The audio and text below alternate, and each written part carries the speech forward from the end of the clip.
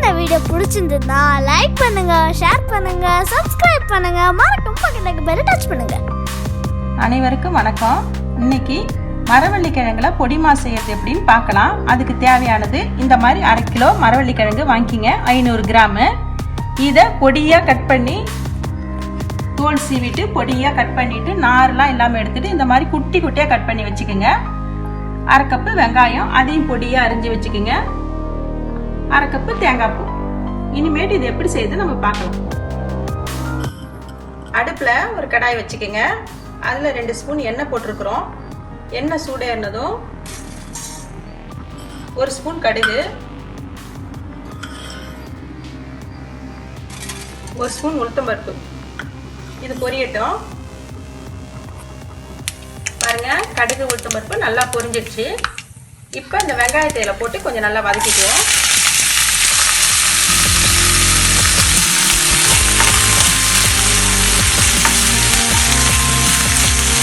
கொஞ்சம் உப்பு போட்டிங்கன்னா சீக்கிரம் வதங்கிடும்.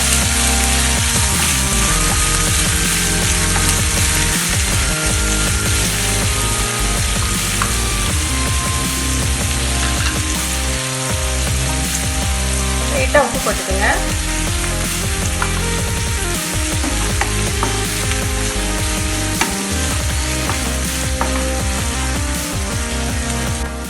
வெங்காயம் நல்லா வதங்கிடுச்சு. கொஞ்சமாக கருவேப்பிலையை கிள்ளி போட்டுக்கலாம். இதையும் கொஞ்சம் வதக்கிக்குவோம்.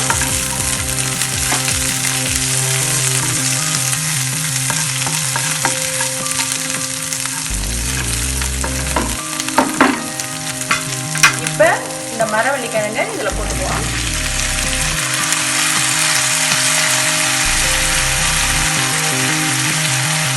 இதில் கொஞ்சமாக ஒரு 1/4 டம்ளர் அளவுக்கு தண்ணி ஊற்றினா போதும். ரொம்பலாம் ஊற்ற வேணாம், ஏன்னா இது சீக்கிரம் வெந்துடும்.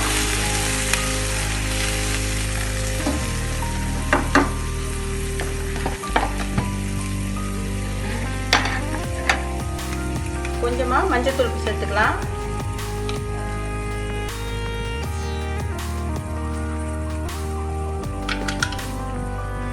அடுத்ததா 1 ஸ்பூன் மிளகாய் தூள்,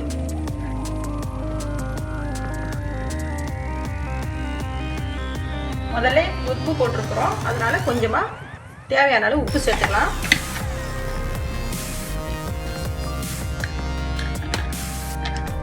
எல்லாத்தையும் நல்லா கலந்துக்குவோம்.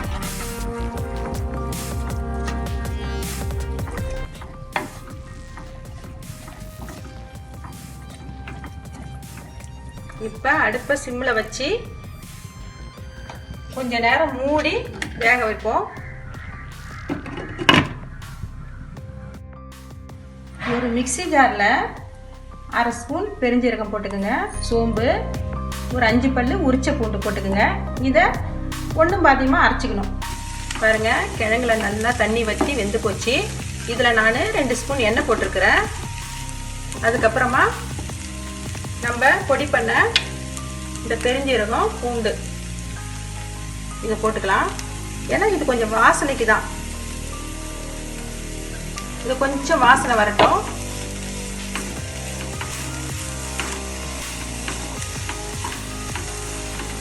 பாருங்க, நல்ல வாசனை வந்துடுச்சு. இப்போ நம்ம கடைசியாக இந்த தேங்காய் பூவை போட்டு நல்லா தூண மாதிரி போட்டு கிளறிக்கலாம்.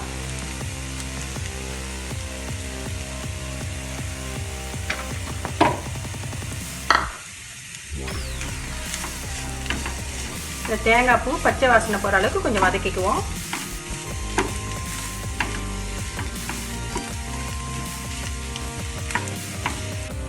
பாருங்க, தேங்காயோட பச்சை வாசனை போய் ட்ரை ஆயிடுச்சு. இதோட நம்ம அடுப்பை ஆஃப் பண்ணிக்குவோம். பாருங்க, அருமையான மரவள்ளி கிழங்கு பொடி மாஸ் ரெடி ஆயிடுச்சு. சாம்பார் சாதம், ரசம், தயிர் சாதம், காரக்குழம்பு எது கூட வேணாலும் இது தொட்டு சாப்பிடலாம். சூப்பராக இருக்கும். நீங்களும் ட்ரை பண்ணி பாருங்கள். மீண்டும் சுவையான, சுலபமான, ஆரோக்கியமான சமையலோடு உங்களை நான் சந்திக்கிறேன். நன்றி, வணக்கம்.